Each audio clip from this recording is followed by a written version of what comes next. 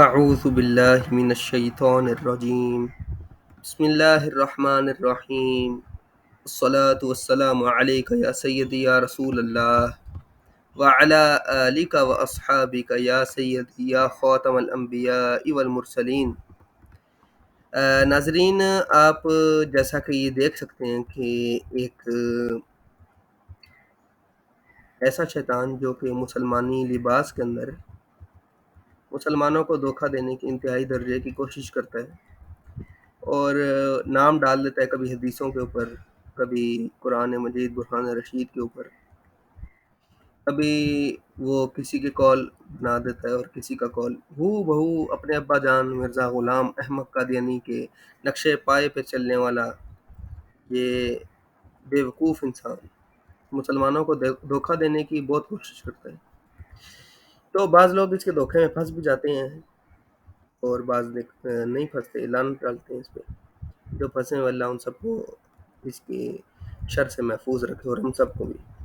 تو اس ویڈیو کے اندر اب یہ کیا بولے گا، اس طرح ہمیں انبیاء کرام، بالخصوص انبیاء کرام اور بالعموم اولیاء اللہ اور اللہ کے بندوں سے دور کرنے کی کوشش کس طرح کرے گا، آپ یہ ویڈیو خود سماعت فرمائیں۔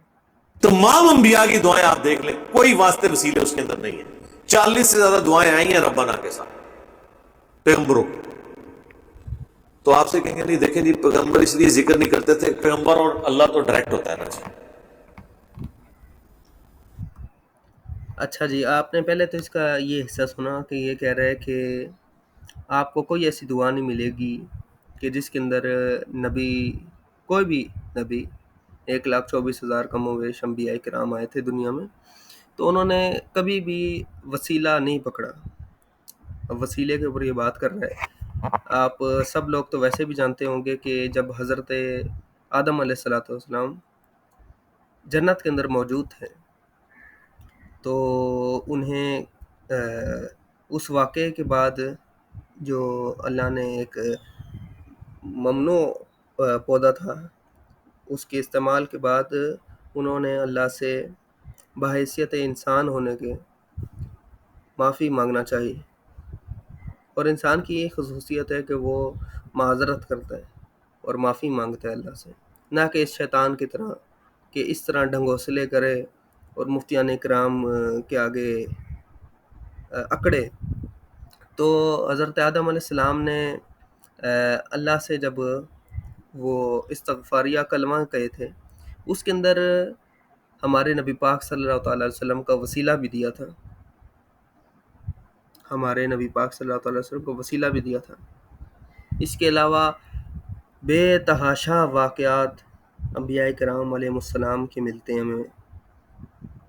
فی الحال تو میں اس کی دلیل اس ویڈیو کے اوپر تو دینے سے قاصر ہوں، انشاءاللہ اس کے اوپر بھی، وسیلے کے اوپر بھی انشاءاللہ جلد ویڈیو بناؤں گا کہ جس کے اندر بیان ہوگا کہ یہ کہہ رہا ہے کہ وسیلے کے اوپر کہ کون سے نبی تھے کہ جنہوں نے وسیلے کو اختیار کیا، کوئی انبیاء نہیں تھے۔ یہ جھوٹا آدمی یہ کہہ رہا ہے، لخدی لعنت سے کالی شکلاں ہوتے ہیں، کھلا منہ کھلی زبان کتے کی شکل۔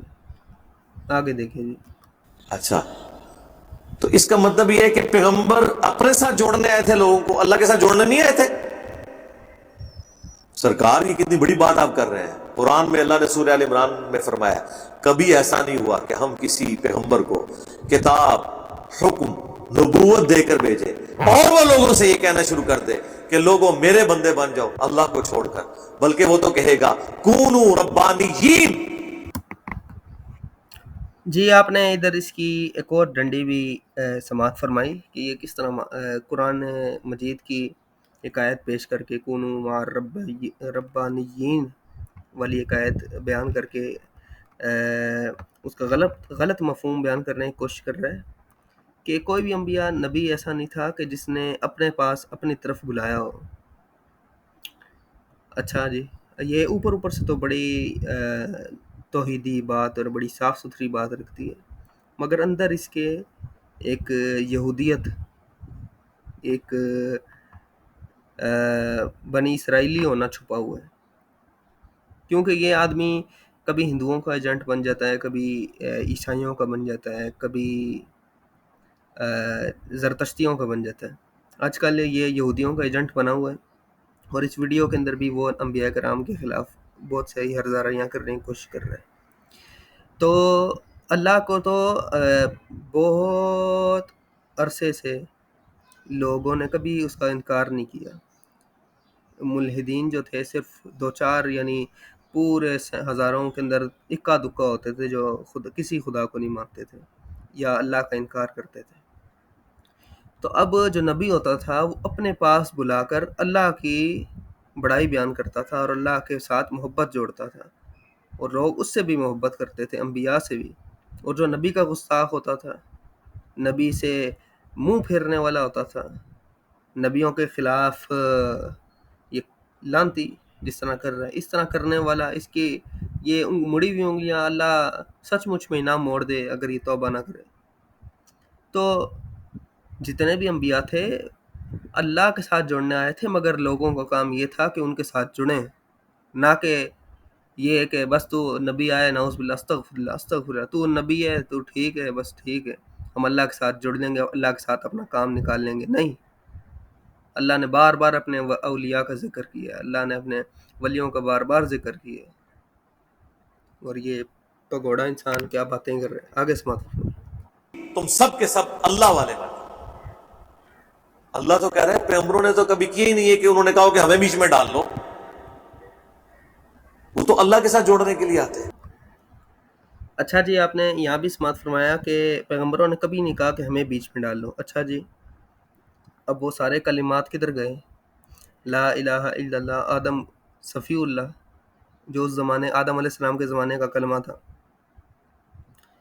اور حضرت عیسیٰ علیہ السلام کا لا الہ الا اللہ، عیسیٰ روح اللہ، حضرت موسیٰ علیہ السلام کا لا الہ الا اللہ، موسیٰ کلیم اللہ، ہمارا امت محمدیہ صلی اللہ تعالیٰ علیہ وسلم کا کلمہ لا الہ الا اللہ محمد الرسول اللہ صلی اللہ تعالیٰ علیہ وآلہ وصحبہ وسلم۔ اب یہ تو نہیں کہ صرف لا الہ الا اللہ سب لوگ پڑھ کے مسلمان ہوتے گئے، انبیاء نے کبھی یہ نہ کہا کہ ہمیں نکال دو بیچ میں، صرف لا الہ پڑھو، لا الہ لا الہ الا اللہ، لا الہ الا اللہ۔ نہ نہ نہ نہ نہ نہ نہ، انتہائی درجے کی یہ اپنی یہودی پن دکھا رہے ہیں یہاں پر، کیونکہ جتنے بھی یہودی تھے قرآن کے اندر بھی بعض جگہ، بہت سی جگہ اس کا ذکر ہے کہ یہودی انبیاء کرام کو ناحق شہید کر دیا کرتے تھے۔ تو یہی حساب یہ یہاں پر دکھانے کی کوشش کر رہے ہیں کہ انبیاء کرام نے اپنے ساتھ کبھی بھی نہیں چھوڑا۔ اور کیوں یہ کہہ رہے ہیں، کس لیے کہہ رہے ہیں؟ یہ اسی لیے کہہ رہے ہیں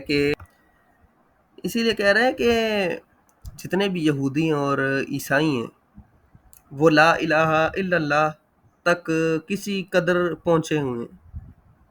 وہ شرک کرتے ہیں ضرور کہ عیسیٰ علیہ السلام کو ابن اللہ اور وغیرہ وغیرہ، اور یہودی بھی بہت سارے شرک کرتے ہیں، لیکن کسی حد تک لا الہ الا اللہ تک پہنچے ہوئے ہیں وہ لوگ بھی۔